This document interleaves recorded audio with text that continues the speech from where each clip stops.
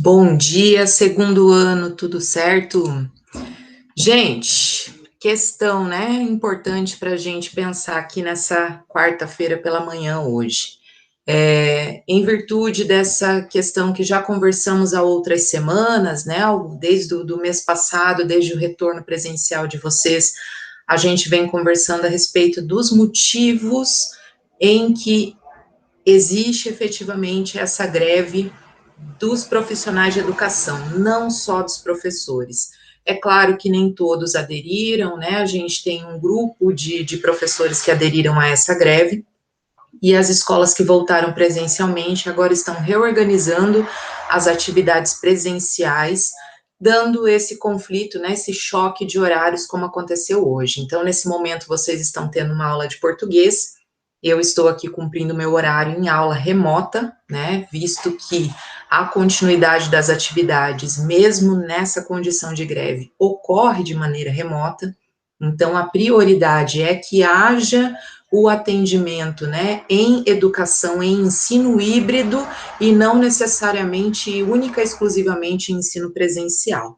Então, de toda forma, né, a gente tem, claro, uma necessidade de rearranjo da escola, uma orientação que vem da própria Secretaria de Educação, mas a gente tem aqui uma questão também da nossa aula semanal, dos nossos 45 minutos, que a gente tem como parte do conteúdo de sociologia também. Então, hoje, eu vou fazer mais curtinho, né? Não vai ser uma aula de 45 minutos, não vai ser todo o tempo, mas eu deixei no mural de vocês 3 imagens para a gente dar continuidade ao que a gente estava falando na semana passada sobre o conceito de identidade. Hoje eu queria justamente fazer um debate, né? Eu iria abrir para que vocês fizessem perguntas, porque este é um tema que traz muitas dúvidas. Mas, de qualquer forma, então, estou disponibilizando essa gravação, tá? Vai ficar no mural, vai ficar o link ali no Drive para vocês, né? Vocês podem, inclusive, assistir quantas vezes quiserem, essa é a parte boa, né? A parte boa da gente ter a gravação, que de repente passa algum conceito, alguma explicação, né, que vai mais rápido, a gente consegue, inclusive, retornar o vídeo e reassistir. E, de toda forma, também fico à disposição para vocês me mandarem mensagem privada, seja aqui no próprio Classroom ou mesmo no WhatsApp, podem me mandar mensagem no Zap, sim, tá bom? Faço atendimento de vocês, ou até ali nos comentários da publicação também, tá? Então, se de repente surgirem essas dúvidas, se vocês quiserem fazer algum comentário ou de repente, né, trazer alguma outra informação para a gente pensar a respeito desse tema, manda ver, galera, manda ver que a gente conversa a respeito dessa questão aí, mesmo à distância, tá bom? Então, ó, tô compartilhando a tela aqui, esse aqui é o mural de vocês, tá? Então, eu deixei essas 3 imagens para a gente falar a respeito de identidade de gênero. A identidade de gênero é uma questão que muitas vezes geram essas dúvidas que eu estou falando, porque são várias questões diferentes envolvidas em uma questão que determina, né, essa questão da identidade em si. Então, lembrem só, né, semana passada a gente falou a respeito de identidade de forma geral, e a gente finalizou a nossa conversa dizendo que a identidade é algo muito complexo, né? Então, além do número do RG, além do número do CPF, do nosso nome completo, da forma como nós somos reconhecidos pelos nossos documentos, a gente também é identificado a partir da família de onde a gente vem, da escola onde a gente estuda, da religião que a gente pratica, né, do grupo de amigos, dos gostos musicais, daquilo que a gente gosta de assistir no cinema, nas séries, enfim. Então, tudo isso vai construindo a nossa identidade. Então, quando a gente fala desse conceito, né, e a gente traz isso para a questão da relação da cultura, a gente está falando de questões muito plurais, então não tem como a gente falar de identidade no singular. A gente é muita coisa ao mesmo tempo. E isso causa muitas vezes conflitos, né? Confusões, porque a gente vai construindo essa identidade ao longo da vida também, tá? Isso não nasce pronto, isso não se finaliza em um estágio da vida, e todas as novas relações que a gente estabelece em sociedade acabam trazendo elementos que vão construir e reconstruir a nossa identidade também de acordo, né, com as nossas experiências, com as nossas vivências, com aquilo que a gente vivencia, então, no nosso dia a dia. Com relação a essa questão específica do gênero, a gente primeiro tem que diferenciar o que é gênero e o que é sexual, tá? Então, quando a gente fala a respeito da questão biológica, do corpo físico, a gente está falando a respeito da questão do sexo, tá? Então, o nosso sexo é determinado de acordo com os nossos órgãos, com os hormônios, com os cromossomos, com aquilo que biologicamente nos estrutura enquanto um ser biológico efetivamente, né? É claro que aí a gente já tem mais uma questão, né? Que a gente vai ter o sexo feminino, o sexo masculino, e a gente vai ter uma categoria que nós chamamos de intersexuais, que já foi, né, na biologia ainda leva esse nome, mas nas relações sociais houve a troca, né, mas é o que a gente conhece pelo hermafrodita. Eu acredito que vocês já devem ter estudado isso, né, vocês sabem o que significa um sujeito hermafrodita, que na realidade ele tem no próprio corpo biológico, muitas vezes, né, diferentes questões do sexo biológico, então diferentes órgãos, né, exteriormente, por exemplo, ele pode ter o órgão sexual feminino, mas internamente ele pode ter os órgãos reprodutores masculinos. Isso faz desse sujeito um sujeito hermafrodita, tá? E na sociologia, né, em termos de psicologia, em termos de ciências sociais de forma geral, nós chamamos isso de intersexualidade. Ou seja, né, quando a gente pensa no inter, né, a gente está falando justamente dessa relação, dessa interconexão, né, dessa mistura entre uma coisa e outra. Então, normalmente, até um bom momento, num bom período da história, a gente olhou para as pessoas única e exclusivamente a partir dessa questão. Tanto que hoje, quando vocês vão preencher um documento, vão preencher um formulário, por exemplo, não existe, ou existe muito pouco, né? A questão de perguntar lá nome completo, idade, sexo, tá? Hoje os documentos eles já trazem a questão do gênero, né? Então, quando se pergunta lá nome completo, idade, eles vão te perguntar qual é o seu gênero, porque a questão biológica é uma coisa que não diz respeito à efetividade das relações sociais que a gente estabelece. É isso que é aí que começa a dar a confusão, né? Porque aqui nesse desenho a gente consegue ver que tem questões diferentes entre a questão biológica do corpo físico, efetivamente, e como socialmente ou como dentro da cabeça da gente a gente se relaciona efetivamente com o próprio corpo. Então, uma pessoa, por exemplo, né, que tem um sexo biológico X e ela tem uma identidade de gênero Y, ela vai ter um confronto de duas identidades, porque ela vai ser identificada pelo corpo biológico dela, mas internamente ela se reconhece como parte de outra condição, de outro gênero. É por isso que a gente começa a ampliar esse debate e parar de olhar somente para a condição do corpo físico. Porque a gente passa a reconhecer, por exemplo, quando uma pessoa que nasce com o sexo biológico masculino, e só que ela se determina, né? Ela se reconhece. Lembrem aqui, ó, o conceito de identidade. A forma como eu me entendo, eu me reconheço e como eu sou vista pelos meus pares, pelas outras pessoas. Né? Então, se uma pessoa nasce com um sexo biológico masculino, mas ela se reconhece como uma pessoa do sexo feminino, né? Ela precisa ser respeitada a partir da sua identidade de gênero, pois é pelo gênero que ela se relaciona socialmente com outras pessoas. É por isso que a gente vai ter a condição, por exemplo, de mulheres transgênero, de mulheres transexuais, de pessoas que nasceram com o sexo biológico masculino, que eram consideradas homens a partir da sua estrutura física, só que como elas têm a identificação de gênero feminina, elas passam a transformar o próprio corpo para serem reconhecidas como mulheres, tá? Então, quando a gente pensa na transexualidade ou na transgenia, né, na condição do transgênero, a gente está falando disso. Né? As travestis, por exemplo, também entram nessa categoria. As travestis muitas vezes não fazem, né, o uso de hormônios, enfim, mas acabam muitas delas fazendo, né, colocando silicones, fazendo uso de maquiagem, trocando as suas vestimentas, porque o nosso corpo social, veja que interessante, né? Essa é a grande questão para a gente debater hoje. Uma coisa é o corpo biológico e a outra é a condição do corpo social.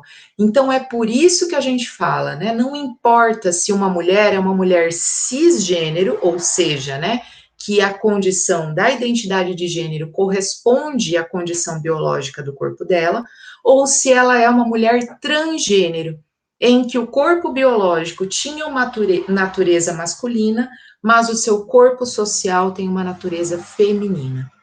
As duas são mulheres da mesma forma, porque importa para a gente, para se estabelecer relação com outras pessoas, justamente essa condição da sociabilidade, da identidade de gênero, da forma como se expressa fisicamente essa pessoa. Né? E aí tem uma questão bem interessante, né? Que, por exemplo, quando eu falo Anitta para vocês, né? Vocês sabem imediatamente quem é a Anitta.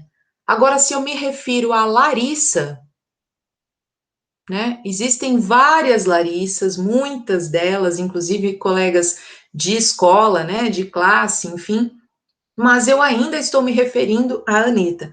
Só que é essa a questão. A Anitta, ela tem um nome social. Ninguém chama ela de Larissa. Ela deve ser chamada assim, de repente, lá na casa dela, pelos familiares, enfim, por pessoas mais próximas. Mas o nome social, a forma como ela é reconhecida, é Anitta. Então, dessa forma, se a gente tinha uma pessoa, né, uma mulher transexual, por exemplo, uma mulher transgênero, e que o nome dela era João, quando nos documentos oficiais, quando ela nasceu, quando ela foi registrada na certidão de nascimento, mas ao longo da vida, então, ela se descobre com a identidade de gênero feminina, né, e ela troca o nome dela para Maria, ela deve ser chamada de Maria, porque não importa sociologicamente, socialmente, culturalmente, em termos, né, de relacionamento com as pessoas, não importa o sexo biológico. A gente não se relaciona com as pessoas socialmente a partir do sexo biológico. A gente se relaciona com a expressão de gênero. Ou seja, né, então se vocês conhecerem uma mulher trans e ela se apresentar pelo nome feminino, respeitem e a chamem pelo nome feminino, porque vocês estão se relacionando com a condição de gênero e não com a condição biológica. Beleza?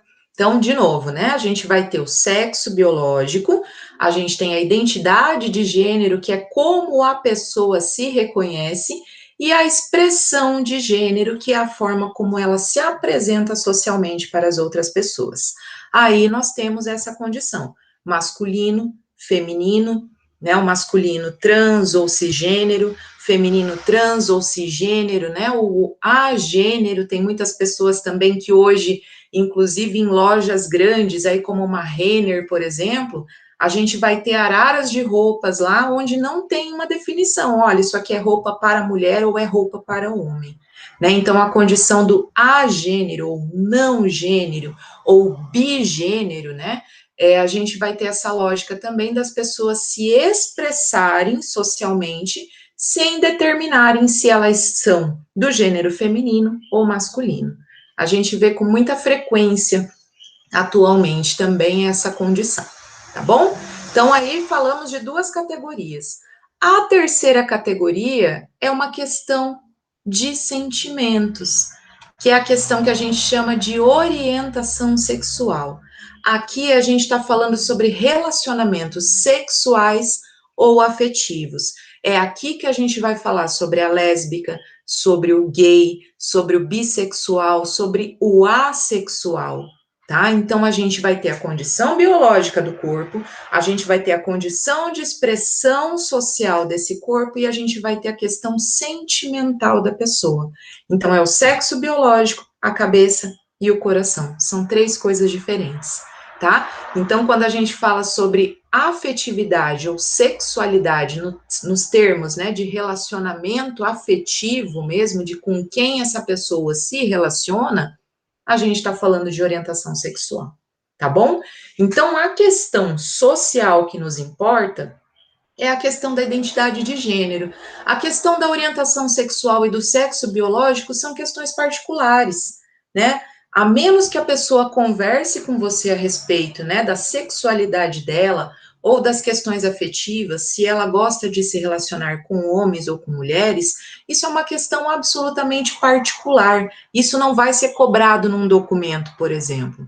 Né? Quando a gente preenche um documento a respeito das nossas qualificações sociais, nome, sobrenome, de repente o nome social, se é uma pessoa trans, né? A idade, a cidade onde a gente nasceu e a identidade de gênero, ok? A questão da orientação afetiva ou sexual é uma questão absolutamente particular, tá?